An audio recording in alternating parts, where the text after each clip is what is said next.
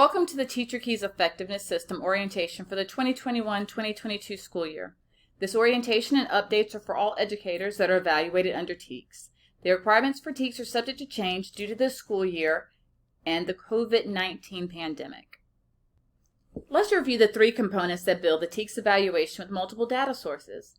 The three components consist of Teacher Assessment on Performance Standards, otherwise known as TAPS, Professional Growth, and Student Growth.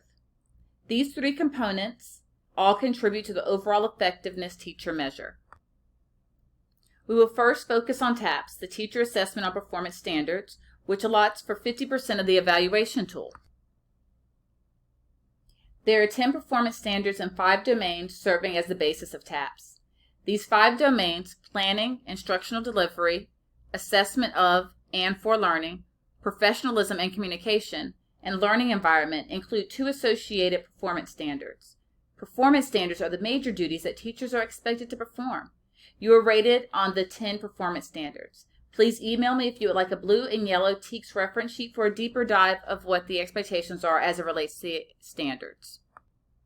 As we move through this orientation, remember that you will be assessed on the appraisal rubrics, those blue and yellow sheets, that can provide inter-rater reliability and also help you enhance your teaching practice. Remember, as a teacher, you're evaluated against the standards, not the indicators. Performance standards are behaviors that may occur when a standard is successfully met. This timeline depicts the window and time frame that North Forsyth High School will use to implement the TAPS portion of the TKES system. The first 3 vertical tabs reflect our current task of orientation, self-assessment, and pre-evaluation conference. At the onset of the school year, you will be required to complete a self-assessment to reflect on areas that you desire to refine, as well as your strengths as it relates to the performance standards. Being able to recognize one's strengths and weaknesses is vital to a teacher's instructional skill and competency. This assessment is on the TKES platform and SLDS. This orientation, self-assessment, and pre-evaluation conference must be completed prior to the beginning of any observations. The pre-evaluation conference could be held individually with you and your TKES administrator or conducted with a CCT group. TKES consists of a full formative process and a flex formative process. In the full process, the orientation, 3 conferences, which consist of the pre-evaluation conference, mid-year conference, and summative conference, are required. Observers will conduct at least 2 formative assessments, which may consist of up to 4 walkthroughs and 2 formative observations prior to a summative assessment. This year, there is a shortcut process for the full formative process, so while you may be on full, you may only have 2 observations compared to the traditional 6. In the flexible process, the orientation, 3 conferences, the pre-evaluation conference, mid-year, and summative are still required. 2 observations are still required as a minimum by Forsyth County School District prior to the summative assessment. And while documentation for standards can support your self-reflection, it's only required at the request of your evaluator if sufficient evidence to evaluate the performance standard is not present. All educators that fall into any of these categories, induction teachers, teaching out of field, those that are new to the position, those that have been out of the position for a period of time, and those that moved into the state of Georgia, as well as those that have had an evaluation performance of needs development or ineffective, will be required to participate in the full formative process. In the full formative process, 2 data sources, observations and documentation, will be used. Your evaluator will complete 2 assessment phases that will include a walkthrough and a formative observation. Both formative observations must last at least 30 minutes and occur prior to a summative assessment. All 10 standards will be assessed during this formative observation. Remember, there could be up to 4 walkthrough this year, a minimum of 2, and they must be at least 10 minutes, and so therefore a very limited amount of standards may be assessed.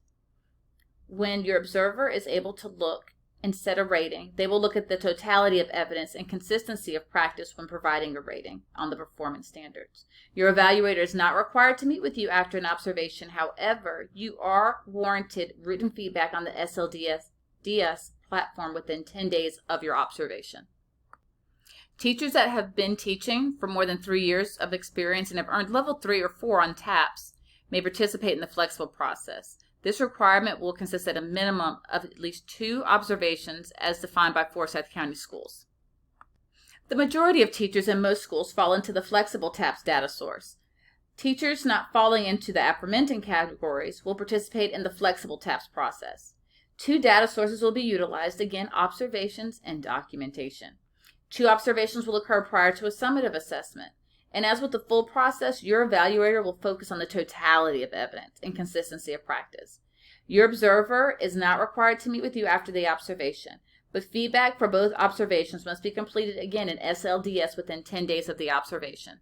As with the full process or flexible, if you have any concerns and would like to address any sort of challenges, it would be regarding the process of the observations and the process of fidelity with the TKES system, not the rating on the standards.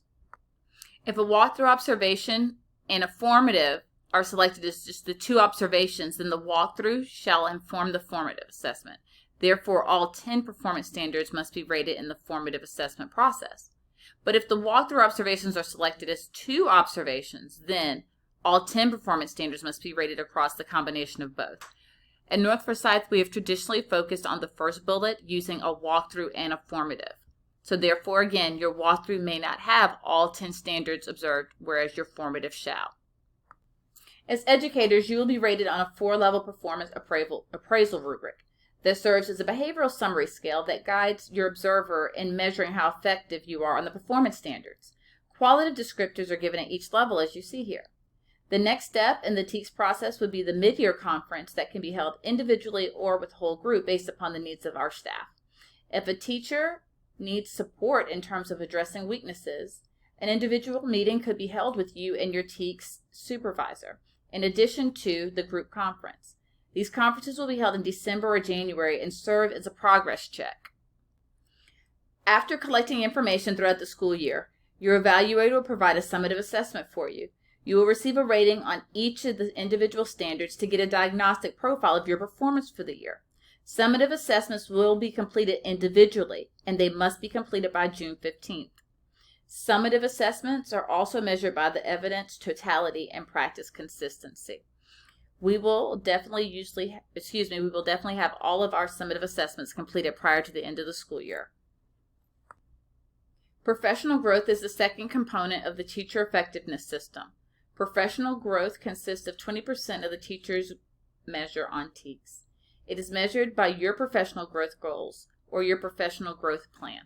Again, this is the steps that you're making towards the professional growth goal, not actually having 100% accuracy and the goal being met. It is more so about the progress being made towards the goal.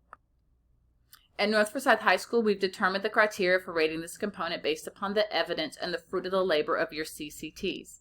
It's highly recommended that this component matches with your Georgia Professional Standards recertification requirements, so that's why when it's time for you to renew, we look at how you are doing based upon your TKES goal. Professional growth goals or plans can extend beyond the school year. This component would be rated based upon the progress, so a goal could still continue for the following year if it was not met during this year. The final component of the Teacher Keys effective system is student growth, which is traditionally warranted 30% of a teacher's evaluation. Student growth is vital as a component, even though measuring it can be a challenge. The student growth component shows how a student responds to teacher practices. Student learning is the ultimate success of a teacher and an instructional leader. We are educators that provide direct instruction that falls into 2 categories: teachers of student growth percentile courses and teachers of non-student growth percentile courses. What does student growth percentile truly mean? So glad you asked. If we have a student whose student growth percentile is 76, think of it this way. This number is a percentile to avoid difficult explanations for students and parents and to avoid confusion. This percentile simply indicates how the student grew in relation to other students who began the year with a similar achievement history. This student with the SGP of 76 grew more than 76% of students with similar achievement histories. Okay. Again, as a reminder, there are either teachers that teach student growth percentile courses or LEA determined measures because you teach a non-student growth percentile course. If you are a teacher in a non-student growth percentile course, this component is going to be based upon LEA determined measures, which is based upon Forsyth County Schools as being our LEA. This is going to be based upon the district's mean growth percentile instead of the school growth percentile. If you are teaching a non-SGP course, your SGP will be captured based upon the progress that students make throughout an academic course and provide comprehensive indicators that are used at multiple levels.